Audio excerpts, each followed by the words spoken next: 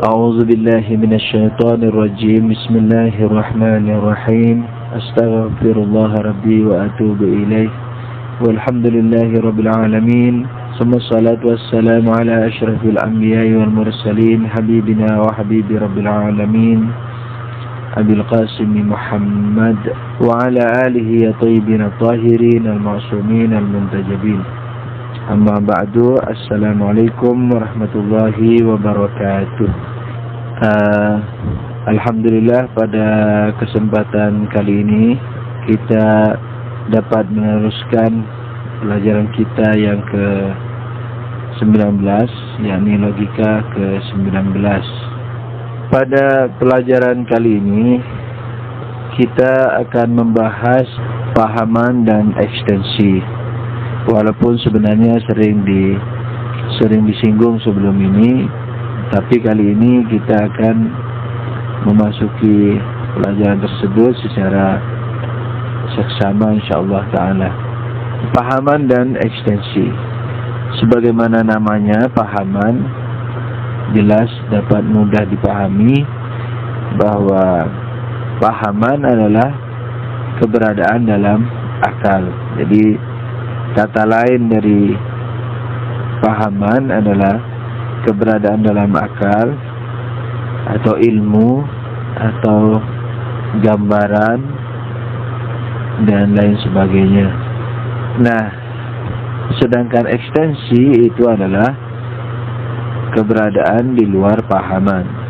Jadi kalau kita lihat secara lebih bersifat logika, pahaman adalah keberadaan dalam akal yang diambil dari luar akal, yang diambil dari keberadaan luar akal. Sedangkan ekstensi adalah keberadaan luar akal yang darinya diambil suatu pahaman, atau yang kepadanya bisa diterapkan suatu pahaman. Seperti api memiliki dua keberadaan, api di luar akal, api di dalam akal. Api di luar akal itu disebut ekstensi, keberadaan luar, kepadanya bisa diterapkan suatu pahaman api yang ada dalam akal, atau yang darinya, yakni dari api di luar akal diambil api dalam akal. Jadi api di luar akal itu, atau api di luar akal itulah yang disebut dengan ekstensi. Sedangkan pahaman api, pengertian api, gambaran api yang ada di akal kita disebut dengan pahaman atau ilmu atau gambaran, terserah. Sekali lagi, konsentrasi kita jangan hanya kepada peristilahannya, tetapi kepada maknanya. Jadi setiap kita mempelajari apa-apa dari segala macam disiplin ilmu, yang perlu diperhatikan adalah maksudnya. Kemudian hubungan pahaman dan ekstensi ini adalah kecocokan, yakni kecocokan daripada apa yang dimengerti oleh akal kita dengan keberadaan yang sebenarnya di luar akal, yaitu ekstensinya. Saya rasa ini tidak sulit. Kita teruskan saja ke penjelasan berikutnya, yaitu mengenai pembagian daripada pahaman ini. Jadi ingat bahwa sasaran daripada logika adalah mengurai atau merinci apa-apa yang ada dalam pahaman kita, memberi bagian-bagian, memberikan sudut-sudut pandang, sehingga dengan itu mudah untuk menyusun definisi dan argumentasi. Jadi kalau ada misalnya pembagian luar dan dalam, jadi yang menjadi kalau ada pembagian wujud kepada luar akal dan dalam akal, jadi yang menjadi sasaran utamanya adalah wujud-wujud dalam akal, atau dengan kata lain pahaman, ilmu, dan seterusnya. Dilihat dari sudut pandang, apakah pahaman ini memiliki satu atau lebih ekstensi. Dengan dasar ini maka pahaman dibagi menjadi dua. Yang satu pahaman partikulir, yang lainnya pahaman universal. Pahaman partikulir atau juz'i adalah pahaman yang hanya memiliki satu ekstensi. Sedangkan universal adalah pahaman yang memiliki banyak ekstensi. Banyak yakni dari dua ke atas, yakni lebih dari satu. Ketika dikatakan universal adalah pahaman yang memiliki banyak ekstensi, yakni 2, 3 dan seterusnya. Nah, partikulir ini kadangkala hakiki, kadangkala hubungan. Hakiki yakni sesuai dengan definisinya itu, yaitu memiliki apa? Satu ekstensi. Sedangkan hubungan, yakni partikulir hubungan, belum tentu satu ekstensi, karena yang menjadi tekanan di sini adalah sebuah pahaman yang dihubungkan dengan pahaman yang lebih luas di atasnya. Apapun bentuk partikulir tersebut, apakah memang betul-betul partikulir atau dia universal, tetapi dihubungkan dengan pahaman yang lebih luas di atasnya, maka ia menjadi partikulir hubungan. Nah, partikulir hubungan ini lebih cenderung kepada makna kata, ini bukan makna istilah logika, yakni lebih cenderung bermakna partikel gitu, bagian. Contohnya misalnya Ahmad atau manusia. Ahmad memang partikulir hakiki, karena yang kita maksud Ahmad yakni Ahmad anak tetangga sebelah rumah itu ya, bukan Ahmad secara umum. Kalau nama Ahmad secara umum itu masih universal, karena banyak orang memiliki nama Ahmad, jadi ekstensinya masih banyak di luar. Tapi Ahmad anak sebelah itu partikulir. Nah, Ahmad ini memang dia partikulir hakiki, tapi bisa juga menjadi partikulir hubungan manakala dihubungkan dengan pahaman yang lebih luas di atasnya, misalnya manusia. Karena manusia lebih luas dari Ahmad. Ahmad adalah manusia, tidak semua manusia Ahmad. Kemudian manusia sendiri, jelas dia sendiri adalah apa? Universal, karena memiliki banyak ekstensi. Ada Ahmad, ada Hasan dan seterusnya di luar akal. Akan tetapi manusia ini bisa menjadi partikulir, tapi partikulir hubungan manakala dihubungkan dengan pahaman yang lebih luas lagi di atasnya, misalnya binatang. Karena semua binatang, semua manusia adalah binatang, tapi tidak semua binatang adalah manusia. Jadi binatang lebih luas dari pahaman manusia. Apa definisi binatang? Binatang adalah benda berkembang, perasa, bergerak dengan kehendak. Nah, manusia juga benda berkembang, perasa, yakni kalau tubuh sakit dan seterusnya, kemudian bergerak dengan kehendak dan juga rasional. Tapi kalau manusia kalau binatang hanya berhenti pada bergerak dengan kehendak. Benda berkembang, manusia termasuk benda berkembang dari kecil ke besar, berasa, dicubit sakit, bergerak dengan kehendak, tidak seperti pohon, bergeraknya tidak dengan kehendak, ditiup angin dan seterusnya. Kalau pohon, kemudian kalau binatang bergerak dengan kehendak. Nah, ini cocok untuk manusia juga, sekalipun manusia masih memiliki kriteria lain yang disebut dengan rasional. Nah, dengan demikian maka manusia bisa menjadi partikulir hubungan, ini dihubungkan dengan yang lebih luas di atasnya. Sebagaimana saya katakan tadi, dia lebih cenderung kepada makna kata, yaitu partikel. Oke. Sedangkan pahaman universal itu dibagi juga kepada dua, universal sama dan universal beda. Universal sama yakni ekstensinya itu sama, yakni tidak memiliki katakanlah gradasi atau tidak memiliki perbedaan. Seperti manusia sendiri. Manusia ada Ali, Ahmad, dan seterusnya. Dia dari sisi kemanusiaan logika, bukan kemanusiaan sosial. Dari sisi kemanusiaan logika, sebab manusia secara logika apa? Binatang rasional. Nah, dari sisi kebinatang rasionalan, dari sisi kebinatang rasionalan itu adalah apa? Sama antara Ali dan Hasan, tidak berbeda. Ini yang disebut dengan universal sama. Sedangkan universal beda, itu satu sama lain berbeda, akan tetapi dia masih dicakup oleh pahaman tersebut. Seperti putih atau yang putih atau benda putih itu memiliki perbedaan dalam ekstensinya. Putihnya kapur tidak sama dengan putihnya manusia, tidak sama dengan putih tulang, tidak sama dengan putihnya air, dan seterusnya. Sekalipun sama-sama putih, sudah tentu putih kapas atau putih kapur, misalnya kapas yang satu dengan kapas yang lain mungkin sama, tapi kebetulan di tempat lain juga ada putih, tapi tidak seperti putih kapas, yakni putihnya air, putihnya kapur, dan seterusnya. Dalam pada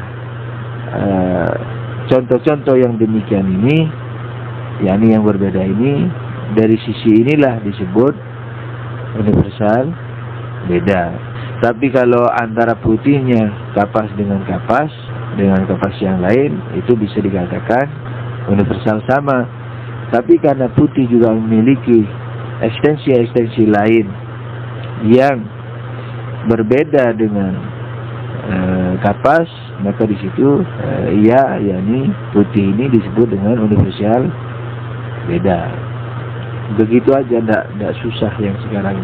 Nanti mungkin di 4 perhubungan dan seterusnya baru ada sedikit mungkin susah. Kita coba baca naskahnya aja secara cepat. Pahaman dan ekstensi. Sebagaimana telah kami terangkan dalam bab-bab terdahulu, bahwasannya wujud dalam akal merupakan pahaman dari wujud luar akal. Sudah tentu keduanya mempunyai efek yang berbeda. Yani luar akal memiliki efek berbeda, dalam akal juga begitu. Seperti api, naskah seperti api. Di luar akal ia mempunyai efek membakar, menyinari, dan lain sebagainya. Akan tetapi di dalam akal ia, yakni api, tidak mempunyai efek tersebut, bahkan mempunyai efek lain, misalnya menakutkan. Wujud dalam akal itulah yang disebut pahaman, sedang wujud luar disebut ekstensi. Jangan lupa bahwa wujud luar dan wujud dalam maksudnya luar akal dan dalam akal. Jadi dalam perbincangan logika sering akal itu tidak disebut wujud luar, wujud dalam, gitu aja. Tapi harus diingat bahwa itu maksudnya wujud luar akal dan dalam akal. Dengan demikian kita dapat mendefinisikan walaupun bukan dengan catatannya, walaupun bukan dengan definisi hakiki. Lihat definisi ilmu dan bab definisi. Dulu dalam definisi ilmu dan nanti dalam bab definisi itu ada diajarkan kriteria mendefinisi. Nah, definisi di sini ini adalah tidak sesuai dengan kriteria tersebut karena memang ilmu tidak bisa didefinisi. Lihat pelajaran terdahulu mengenai definisi ilmu. Dengan demikian kita dapat mendefinisikan bahwa pahaman atau mafhum atau ilmu adalah gambar sesuatu dalam akal yang diambil dari hakikat atau wujud sesuatu di luar akal. Pahaman adalah wujud dalam akal yang diambil dari ekstensi, yang diambil dari wujud luar akal. Naskah misalnya Ahmad, manis, panas, suara ibu, harumnya bunga mawar, dan lain-lain. Jadi kalau kita katakan gambar sesuatu dalam akal, itu bukan harus berbentuk suatu bentuk model, tidak demikian. Jadi gambar di sini maknanya adalah gambaran. Jadi gambaran sesuatu. Jadi bisa berbentuk bebauan, rasa seperti panas, manis, atau suara. Jadi tidak mesti berupa gambar dalam artian bentuk. Ya, gambar ini sebagaimana telah dikatakan tadi lebih cenderung bermakna gambaran. Naskah, sedangkan ekstensi atau misdak, kalau pahaman dalam bahasa Arabnya disebut mafhum. Sedangkan ekstensi sebagai, yakni definisinya, sebagai hakikat atau wujud sesuatu yang kepadanya pahaman bisa diterapkan, atau hakikat sesuatu yang darinya diambil suatu pahaman. Misalnya Ahmad manis, panas, suara ibu, harumnya bunga, dan lain-lain. Sama contohnya. Pahaman. Contohnya juga Ahmad manis, panas, suara ibu, harumnya bunga, mawar, dan lain-lain. Ekstensi juga contohnya Ahmad manis, panas, suara ibu, harumnya bunga, dan lain-lain.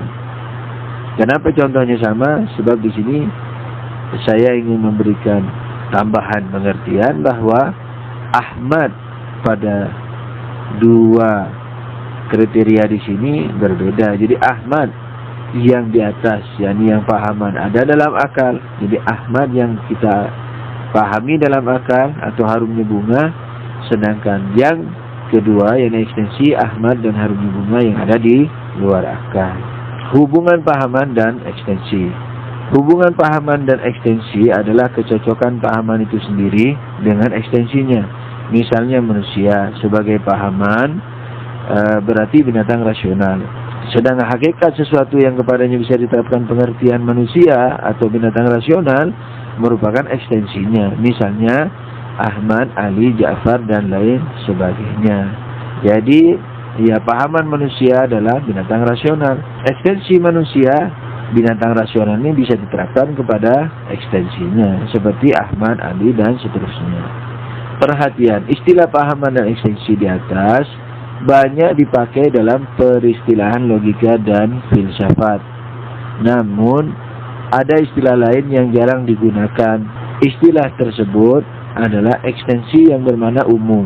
yakni apa? Sesuatu yang darinya diambil pahaman. Istilah ini tidak hanya mencakup wujud luar, tetapi juga wujud dalam, seperti ilmu panca indera atau hisi dan pengertian tahap pertama. Sebab pengertian tahap pertama diambil dari ilmu panca indera, sedang pengertian tahap kedua diambil dari pengetahuan tahap pertama. Sebagaimana maklum tadi bahwa apa? Bahwa pahaman atau ekstensi, ekstensi adalah yang darinya diambil suatu pahaman, kan gitu. Nah, akan tetapi dari awal kita mengatakan bahwa lawannya adalah ekstensi yang ada di luar akal. Sementara yang diambil darinya suatu pahaman bisa juga berupa pahaman, seperti pahaman tahap pertama atau ilmu panca indera. Sebab dari ilmu panca indera ini masih bisa diambil pahaman lagi. Nah, tapi ini jarang dipakai. Jadi yang darinya diambil suatu pahaman umumnya berupa apa? Ekstensi atau wujud luar akal. Tapi bisa juga berupa kadang-kadang yakni berupa wujud dalam akal. Jadi dari satu pahaman ditarik pahaman berikutnya gitu. Diambil pahaman berikutnya. Naskah. Pembagian pahaman. Pahaman dilihat dari segi ekstensinya dibagi menjadi dua, yakni memiliki satu atau lebih ekstensi. Sebab pahaman terkadang mempunyai satu ekstensi saja, sedang yang lain tidak. Dengan demikian pahaman dibagi menjadi dua, partikulir dan universal. Pahaman partikulir atau juz'i adalah pahaman partikulir adalah suatu pahaman yang mempunyai satu ekstensi, seperti pahaman Ahmad anak sebelah ya, Jakarta, Indonesia, buku ini dan lain-lain. Buku ini, jadi buku ini ada pengertiannya, ada pahamannya. Di luar akal satu saja buku ini. Naskah pahaman partikulir dibagi menjadi dua, hakiki dan hubungan. Partikulir hakiki adalah yang sesuai dengan definisi di atas, seperti pahaman Ahmad dan lain-lain. Partikulir hubungan adalah suatu pahaman yang dihubungkan dengan pahaman yang lebih luas. Misalnya Ahmad dihubungkan dengan manusia dan lain-lain. Jadi Ahmad di samping partikulir hakiki juga partikulir hubungan. Perhatian, partikulir hubungan ini kadangkala partikulir hakiki seperti Ahmad apabila kita memandang secara mandiri. Partikulir hubungan ini kadangkala partikulir hakiki seperti Ahmad. Penjelasannya, apabila kita memandang secara mandiri maka ia adalah pahaman partikulir hakiki.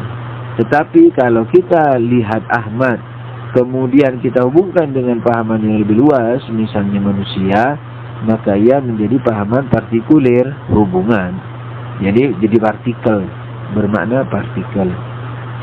Dan kadangkala partikulir hubungan berupa pahaman universal, misalnya manusia. Pada hakikatnya manusia adalah pahaman universal, karena ia mempunyai ekstensi lebih dari satu, seperti Ahmad, Ali, dan yang lain.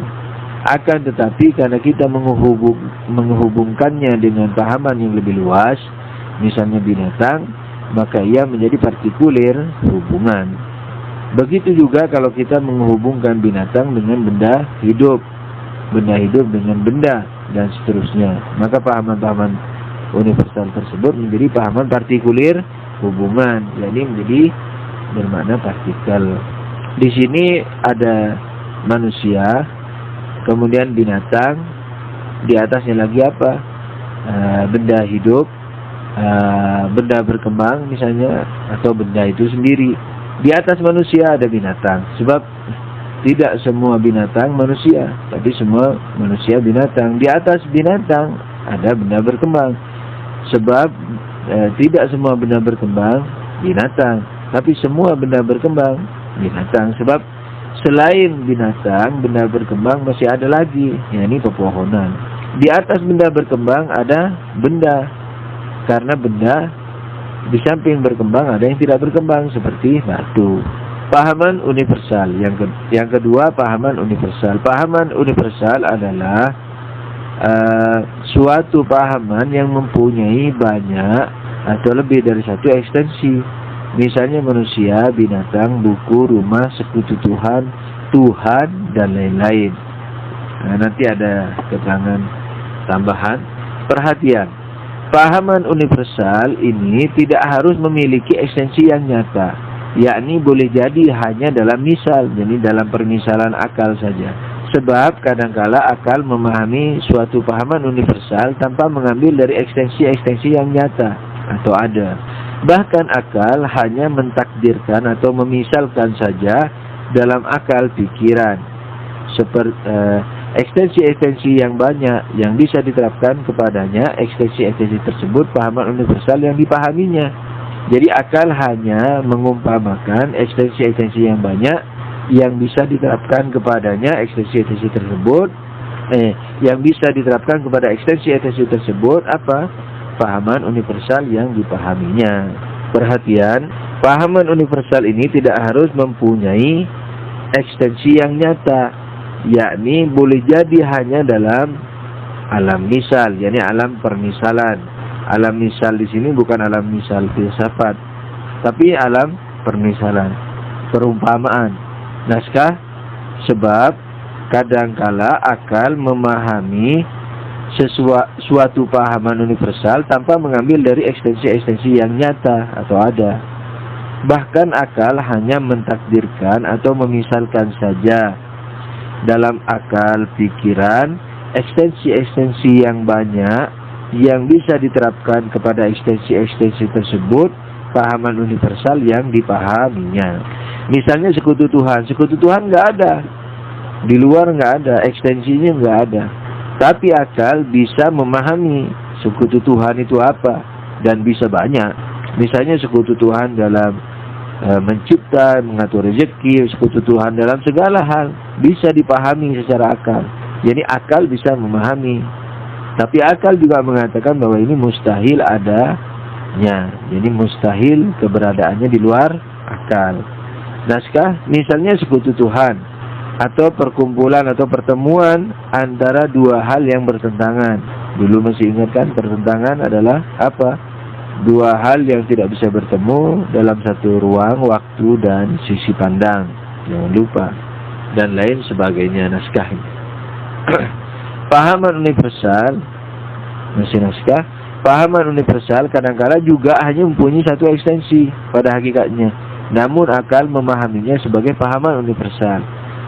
Jadi pada perhatian pertama bahwa universal ini kadangkala tidak memiliki ekstensi sama sekali. Nah, tapi pada perhatian kedua bahwa universal kadangkala memiliki satu ekstensi. Nah, kenapa dibilang universal? Jawabannya adalah karena memang pahaman tersebut itu memang pahaman universal. yakni apa? Yakni akal memahaminya dia sebagai pahaman universal. Baru kemudian adanya dalil yang menunjukkan kepada kita, atau setidaknya sekarang ini itu dijumpai hanya satu. Seperti Tuhan. Tuhan pengertiannya apa secara akal? Tuhan yakni yang mencipta. Nah, di dalam kata Tuhan atau pahaman Tuhan atau kata pencipta atau pahaman pencipta tidak tercakup makna satu. Siapapun pencipta, bentuk bagaimanapun bentuknya, rupanya, banyaknya, jumlahnya, tidak tercakup di dalam kata atau dalam pahaman Tuhan. Nah, baru nanti dengan adanya argumentasi maka dikatakan Tuhan hanya satu. Oleh karena itu dalam mazhab Ahlul Bait, selama orang belum memiliki argumentasi sekalipun sederhana terhadap esanya Tuhan, maka dia dalam istilah ilmu kalam, teologi disebut sebagai muslim saja, belum mukmin. Nah, yang mukmin adalah apa? Yang memiliki argumentasi. Sebab kenapa? Karena kalau Tuhan itu memang mengandungi makna satu atau esa, maka tidak mungkin ada orang yang mengatakan dua, tiga, dan seterusnya. Yang kedua, yakni hal lain yang termasuk pada perhatian kedua, yakni yang memiliki satu ekstensi, tapi bukan di atas dasarkan kepada argumentasi sebagaimana Tuhan tadi, tapi di atas dasarkan kepada kenyataan, setidaknya kenyataan sementara. Seperti bumi tidak tercakup di dalamnya artian atau pengertian satu, tapi untuk sementara ini, setidaknya untuk sementara ini, bumi yang kita lihat hanya satu. Kita belum punya bukti ada bumi lain di angkasa sana. Nah, tapi pengertian bumi apa? Bumi tidak mengandungi makna satu. Tidak sama dengan Indonesia, Ahmad, buku ini, Gunung Semeru. Nah, itu memiliki, di dalam kata-kata tersebut memiliki artian satu. Tapi bumi enggak memiliki artian gitu. Ini perhatian kedua. Oke, naskah. Pahaman universal kadangkala juga hanya mempunyai satu ekstensi pada hakikatnya, namun akal memahaminya sebagai pahaman universal. Dalam hal ini akal tidak melakukan kesalahan dan pahaman universal itu pun tidak rusak, yakni tidak rusak kemudian menjadi partikuler. Naskah misalnya pahaman tentang Tuhan atau pencipta. Tuhan atau pencipta mempunyai pengertian universal, yaitu sesuatu yang menciptakan alam ini maksudnya, apapun bentuknya dan berapapun jumlahnya. Maka dari itu untuk mengatakan bahwa Tuhan itu satu memerlukan argumen. Dan seandainya tidak memerlukan argumen, maka tidak akan ada orang yang mengatakan bahwa Tuhan itu dua, tiga, dan seterusnya, sebagaimana yang kita dengar dari pengakuan-pengakuan mereka itu. Tapi ingat bahwa masih ada lagi satu perhatian yang kedua ini, cabang keduanya, yaitu yang yang tidak di atas dasarkan kepada argumentasi, tetapi kepada kenyataan setidaknya untuk sementara, seperti bumi. Naskah Pahaman universal dibagi menjadi dua bagian, universal sama dan universal beda. Satu, universal sama atau mutasawi atau mutawati dalam bahasa Arab adalah pahaman universal yang ekstensinya satu sama lain sama. Misalnya manusia. Penjelasannya sudah tadi bahwa manusia adalah binatang rasional. Dilihat dari kebinatang rasionalan, satu sama lain sama. Tingkatan rasionalnya, misalnya dalam artian kecerdasan mungkin beda, tinggi tubuhnya beda, warna kulitnya beda. Tapi dilihat dari binatang rasional sama. Apa rasional? Rasional yakni bisa menyimpulkan kesimpulan universal. Sudah gitu aja. Dua, universal beda atau tafawut atau musyakik, lebih umum musyakik disebutnya, adalah pahaman universal yang ekstensinya satu sama lain berbeda. Misalnya benda putih, wujud dan lain-lain. Benda putih itu apa? Memiliki perbedaan. Putih kapur, kapas, air, putih kulit orang, manusia kulit manusia, lain-lain berbeda.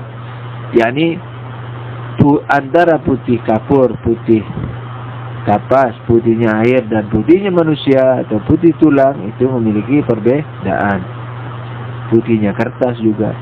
Wujud juga begitu, wujud memiliki perbedaan. Makanya dikatakan ada gradasi wujud.